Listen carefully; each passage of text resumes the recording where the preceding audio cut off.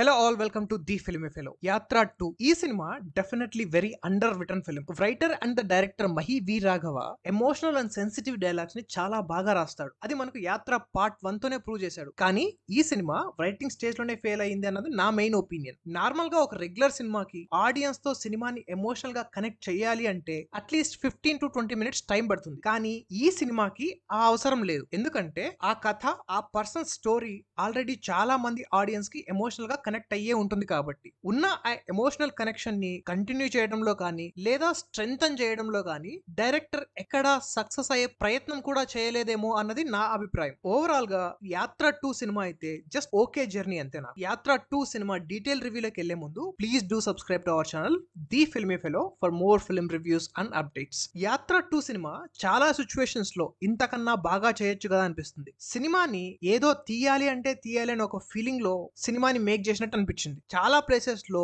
ఏంటి రైటింగ్ అనిపిస్తుంది. కొన్ని ప్లేసెస్ లో ఈ సినిమాని మనుషులు రాశారా లేదా మెషిన్స్ రాసాయా అని కూడా అనిపించింది. ఎందుకంటే సినిమా అంత ఎమోషనల్ లెస్ గా ఉంటది. సినిమాలో సపోర్టింగ్ క్యారెక్టర్స్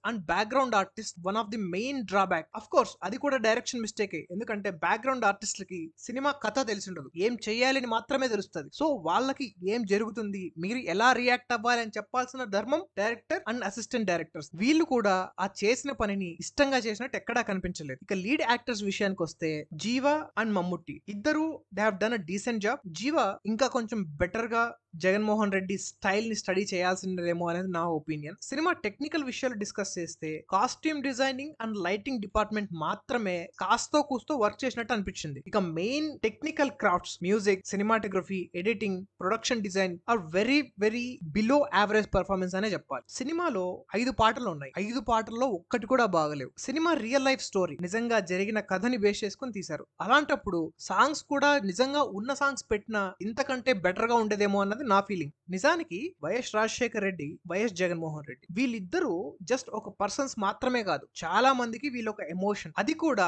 ఒక రూటెడ్ ఎమోషన్ అనే చెప్పాలి. అలాంటి ఒక రూటెడ్ ఎమోషన్ ని యాత్ర 2 సినిమా ప్రాపర్ గా ప్రొజెక్ట్ చేయలేదేమో అన్నది నా అభిప్రాయం. ఇక ఈ cinema AP politics and elections లో ఏమైనా ప్రభావం చూపుతుందా అని అడిగితే ఐ డోంట్ థింక్ సో. దీన్ని ఒక సినిమాలో మాత్రమే చూడండి. చెప్పేవాళ్ళు 100 చెప్తారు. మనం మనుషులం. ఎలక్షన్ లో కాస్త విచక్షణతో మీరు నమ్మిన సిద్ధాంతానికే ఓటేయండి. మన ఓటు, మన ఊరు, మన రాష్ట్రం, మన దేశం. ఓవరాల్ గా యాత్ర 2 సినిమా ఏ విధంగా కూడా ముందుకు సాగని ఒక జర్నీ అనేది నా అభిప్రాయం. యాత్ర 2 సినిమాకి the filmy fellow rating 2.25 out of 5. మా రివ్యూ మీకు నచ్చినట్టయితే please do subscribe to the channel the filmy fellow. ఇంకొక వీడియోతో మళ్ళీ కలుద్దాం. Please vote for a better society.